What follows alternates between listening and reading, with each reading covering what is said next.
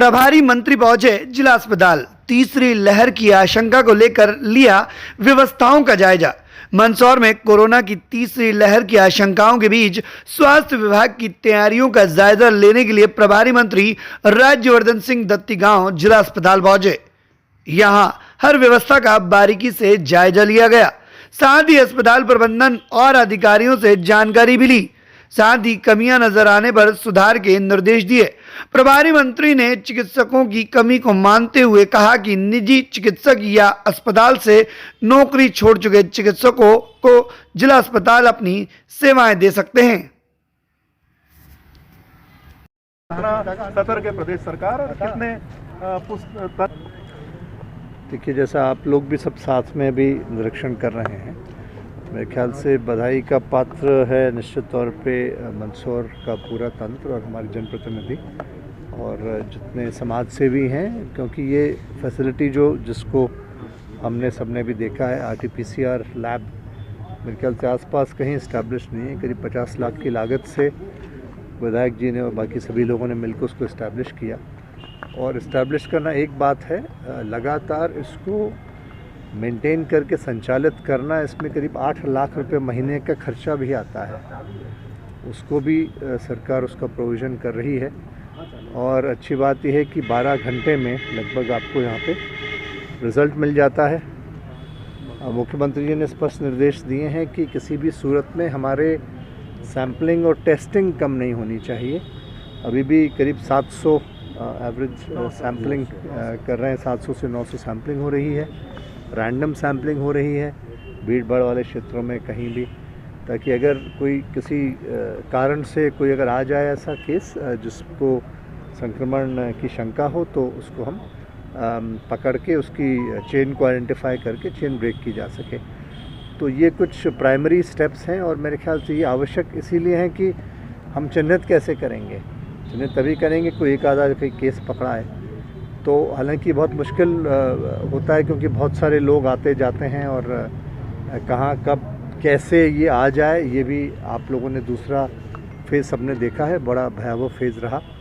तो हम वो गलती नहीं करना चाहते जो फर्स्ट फेज़ में हमसे हुई। फर्स्ट फेज़ के बाद एकदम निश्चिंत हो गए और लोगों को लगा कि तो ख़त्म हो गया, कभी आएगा ही नहीं, लेकिन फिर आया और बड़े विकराल रूप में आया।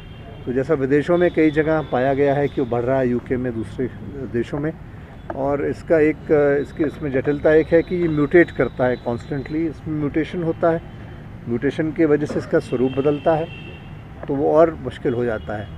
लेकिन फिर भी हर संभव प्रयास ये किया जा रहा है कि हम उसको आगे ना फैले और वो तीसरी लहर ना आए, जिसकी आशंका शासन को है और बाकी जगह उसका संदेह है। तो मंदसौर में समझता हूँ कि प्रदेश के बाकी जिलों के बनिस्बत हम अच्छी स्थिति में हैं। कुछ कमियां हो सकती हैं, वो कमियां क्या हैं उन्हें चिन्हित करने का ही उद्देश्य, इसीलिए हम और आप सब लोग यहाँ पे आए हैं। आप लोगों से भी कुछ सुझाव आए हैं, कुछ राजनीतिक कार्यकर्ताओं से, समाज सेवियों से कुछ सुझाव आए हैं।